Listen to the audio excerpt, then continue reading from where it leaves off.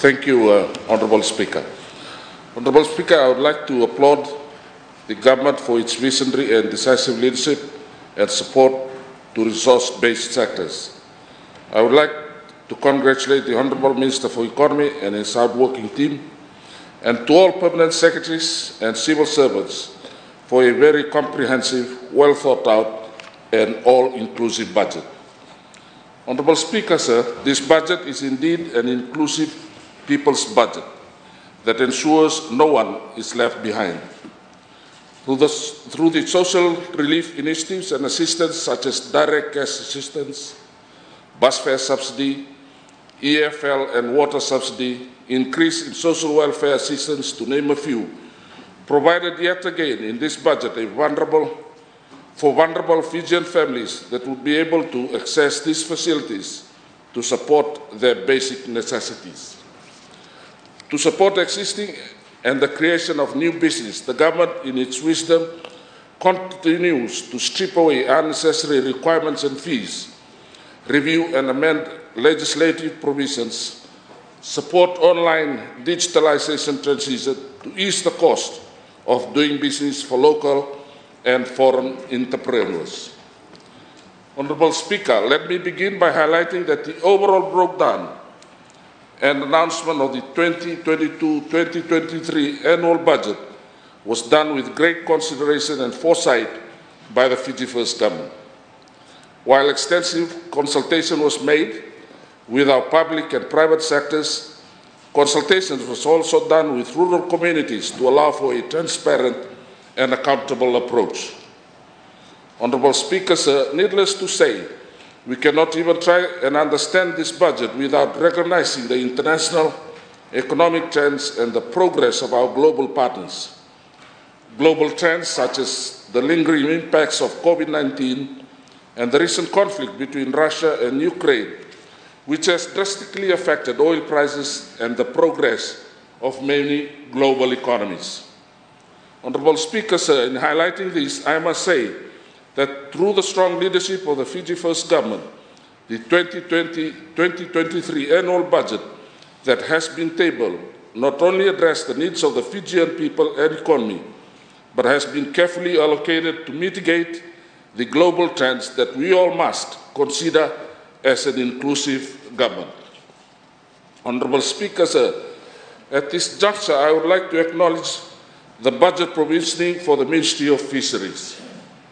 It has been allocated $16 million, the provision of 10.5 for operations, and 4.8 million for capital expenditure.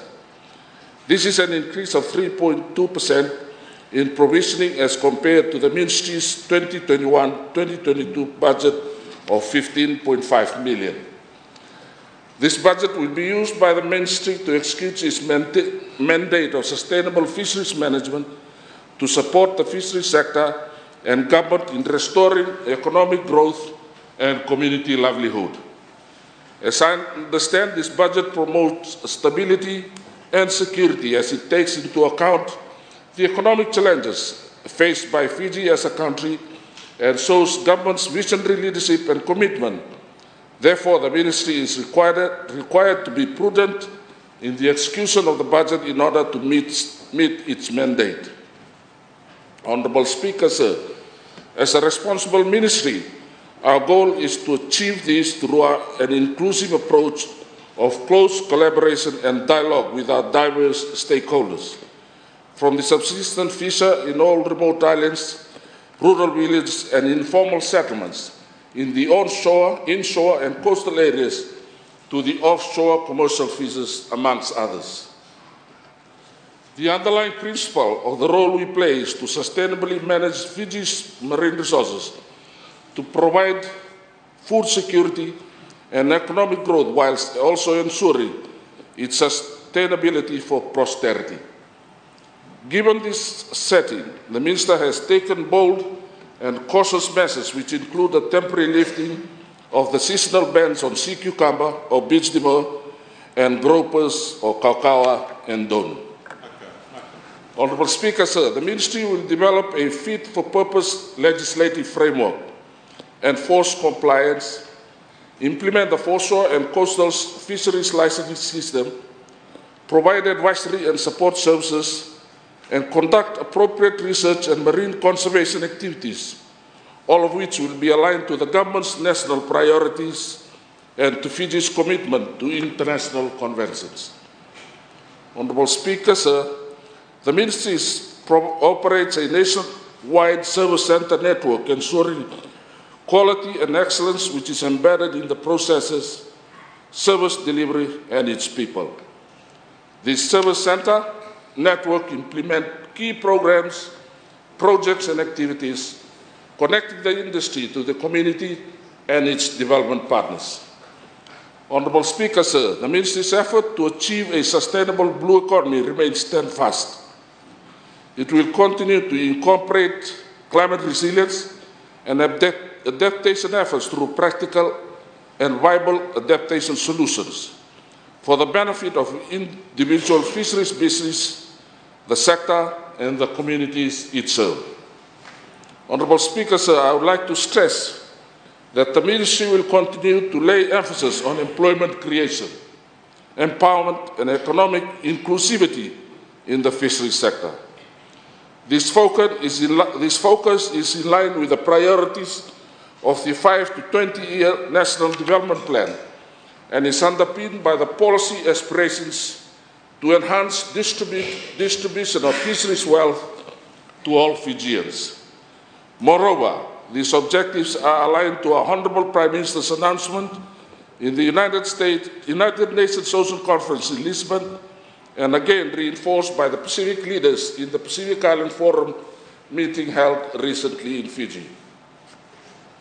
Honourable Speaker, sir, allow me to touch briefly on the sectoral budget provisioning that exists within the Ministry of Fisheries.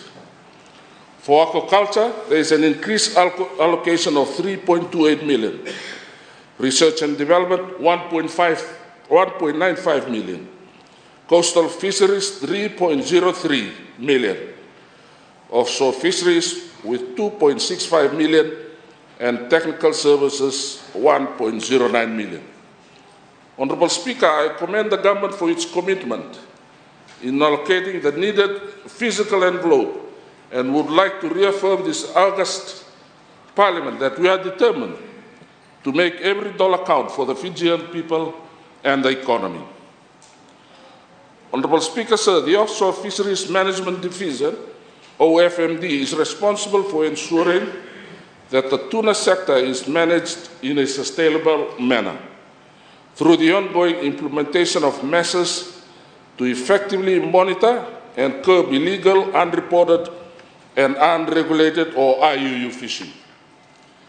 These roles are executed through a series of work programs, such as the National Observer Program, which is supported in its work by the Electronic Monitoring Project, the Enforcement and Compliance Program, which hold a critical element in making sure that our tuna resources are well monitored and the regulations that protect these resources are enforced effectively and efficiently, as well as dealing with industry and trade issues, ensuring all trade of fisheries commodities are done within standing regulations that protect our industry. Honourable Speaker, sir, the Offshore Fisheries Division has been allocated 2.65 million in the 2022-23 budget to assist the Ministry's National Fisheries Observer Program. We welcome the budget allocation of 170,000 to assist in the seagoing allowance of National Observer Program and 200,000 to assist the Regional Observer Program. Honourable Speaker, sir, the electronic monitoring system was first realized through the support of Food and Agriculture Organization, or FAO. Out of all global countries that have an observer program, the decision to have Fiji pilot the program signifies the tremendous effort by our observers in achieving a high standard of quality data. We welcome the budget increase to 550,000, which will cater for the servicing of 50 onboard units, provide payments to service providers, and cater for allowances for dryer observers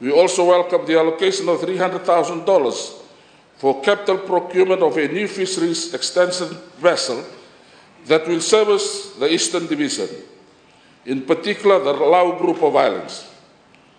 Honourable Speaker, with this allocation, our footprints of service delivery through our extension, advisory, research, monitoring, control and surveillance work program across the Lau Group will be exemplified, enabling us to strengthen the delivery of this essential service to isolated Fijian coastal and maritime communities.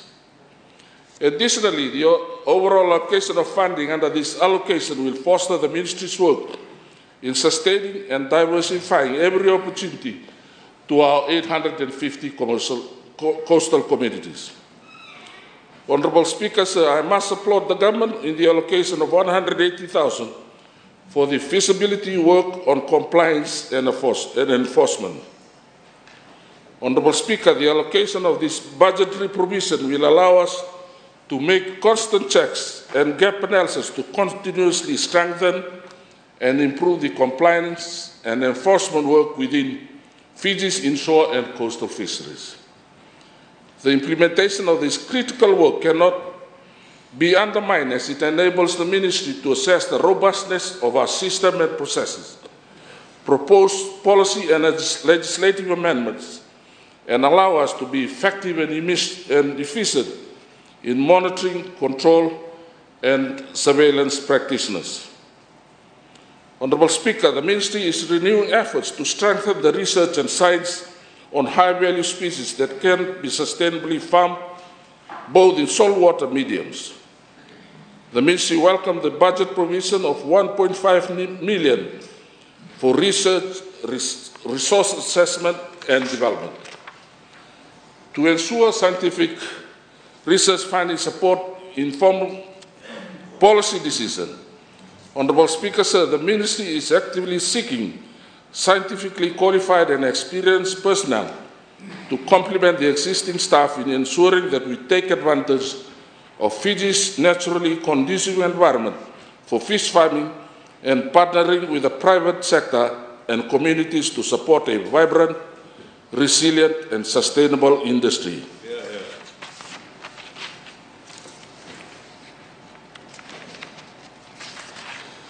The Ministry therefore plays a key role on other agencies in ensuring a sustainable blue economy, and will therefore strengthen our partnership to establish the 30% marine protected areas by 2030 and contribute to increased jobs within the fishing industry. The budget will contribute towards these ultimate goals. Honourable Speaker, to support coastal fishing communities in ensuring the continuous operability of the 24 ice plants we manage across our national service network, the Ministry welcomed the budget allocation of $1.09 million under this program. Honourable Speaker, in concluding, the Ministry of Fisheries will strengthen its commitment in playing a leadership role towards building Fiji's blue economy. With the allocated physical envelope, we are determined to heighten our effort toward the goal of achieving more with less. Honourable Speaker, sir, with the ultimate goal of not leaving anyone behind, the Ministry of Fisheries is determined to work closely with our partners and external donors to build the fisheries sectors and its contribution to the Fijian economy. Honourable Speaker, if there is one thing that we need to understand after all that has happened over the past 3 years, is the importance of compromise, partnership and collaboration. There will always be gaps within our system, and budgeted activities will face shortage of funds. However, the important thing to understand is that we all have a part to play. Honourable Speaker, we have an exciting financial year ahead of us. Let us work collectively to progress that excitement to high yields and production levels. The budget is tailored to help safeguard Fijian economy and the Fijian people. For the Ministry of Fisheries, the allocation of $16 million will ensure our children, our grandchildren, and their children who will come after them. Those are the Fijians we are ultimately meant to serve. Let us serve them well by building a future worthy of their greatest dream and aspirations. Honourable Speaker, in having said that, I wish to register my full support to the table 2022-2023 budget. And I thank you for your indulgence.